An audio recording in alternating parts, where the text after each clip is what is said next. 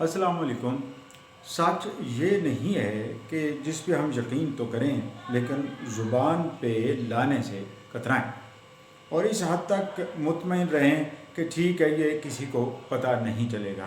لیکن اندر مطمئن نہیں رہتا اور آخر کار یہ سچ اگل کے رہتا ہے، نکل کے رہتا ہے اور تش تش بام ہو ہی جاتا ہے۔ موجودہ ملکی حالات میں بھی جو لوگ سیاسی وفاداریوں کے پیش نظر بات کرنے سے کترا رہے ہیں، یقیناً ان کے لیے یہ لمحہ فکریہ ہو سکتا ہے، کیونکہ مسائل جس طرح سے بڑھتے چلے جا رہے ہیں، عام آدمی جو کسی طور پر بھی کسی سیاسی جماعت سے اس طرح سے منسلک نہیں ہے، ان سے مستفید نہیں ہے، براہ راست وہ متاثر ہو رہا ہے۔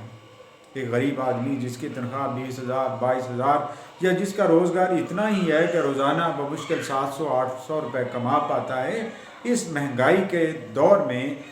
وہ بڑی مشکل سے ہی زندگی گزار رہا ہے، بلکہ دن بدن اس کی زندگی اور مشکل ہوتی چلی جا رہی ہے، بے روزگاری بڑھتی چلی جا رہی ہے اور بہت سارے لوگ جو تعلیم یافتہ ہونے کے باوجود بھی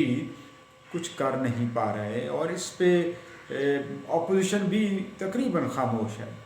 موجودہ حالات میں اگر دیکھیں تو اپوزیشن پہ جو میرا الزام بنتا ہے وہ یہی ہے کہ میری بات کرنے کی بجائے، بے روزگاری کی بات کرنے کی بجائے، مہنگائی کو مین ایشو بنانے کی بجائے، حکومت کو حل دکھانے کی بجائے، راستہ دکھانے کی بجائے، وہ اس بات پہ لگے ہوئے ہیں کہ کس طرح اس حکومت کو جاتا کریں، بھگا دیں اس حکومت کو، اور پھر ہم یہ دیکھتے ہوں گے یا دیکھنے پر مجبور کیے جائیں گے کہ آپ ہم کو الزام نہ ٹھہرائیں، پچھلی حکومتوں نے یہ کام کیا تھا۔ بالکل اسی طرح جس طرح سے یہ حکومت اب اپنی ساری ناکامیوں کو پچھلی حکومتوں کے سر مونڈ رہی ہے۔ اگر ایسی صورتحال رہی تو یقیناً یہ بہت خوفناک مناظر ہوں گے اور یہ ملکی سلامتی کے لیے بھی کوئی اچھی خبریں نہیں ہوں گی۔ وجہ اس کی یہ ہے کہ جب ملک بہت زیادہ مقروض ہو جاتے ہیں، دوسری اقوام کے دستے نگر ہو جاتے ہیں، تو پھر یقیناً ان کی فورن پالیسی بھی محکوم ہو جاتی ہے اور ان کی سلامتی بھی کمپرومائزڈ ہوتی ہے، اور یہ کمپرومائزیشنز کا جو سلسلہ ہے وہ اس حد تک چلتا چلا جاتا ہے کہ جغرافیائی سرحدیں بے نام ہو کر رہ جاتی ہیں، بے معنی ہو جاتی ہیں، انتشار اور طوائف الملوکی ان ممالک کا مقدر بن جاتا ہے۔ ماضی قریب میں معاشی طور پر دیگرگوں یا مسائل کا شکار ممالک کی بہت ساری مثالیں ہمارے سامنے ہیں۔ رشیا ہمارے سامنے ہے، افغانستان ہمارے سامنے ہے، انتشار ہے، انتشار کی وجہ سے وہاں پہ معاشی حالات خراب ہیں، معاشرتی حالات خراب ہونے کی وجہ سے انتشار ہے، یعنی وائس ورثہ ہوتا چلا جا رہا ہے۔ بالکل اسی طرح یوگوسلاویہ کا، جرمنی کی جب ڈس انٹیگریشن ہوئی اس کے بعد کے حالات، مشرقی جرمنی کے حالات اور بہت سارے ممالک کے حالات، تیسری دنیا تقریباً اسی طرح کے مورلس حالات سے نبردآزما ہے۔ ترقی یافتہ ممالک جو پروڈکٹس بناتے ہیں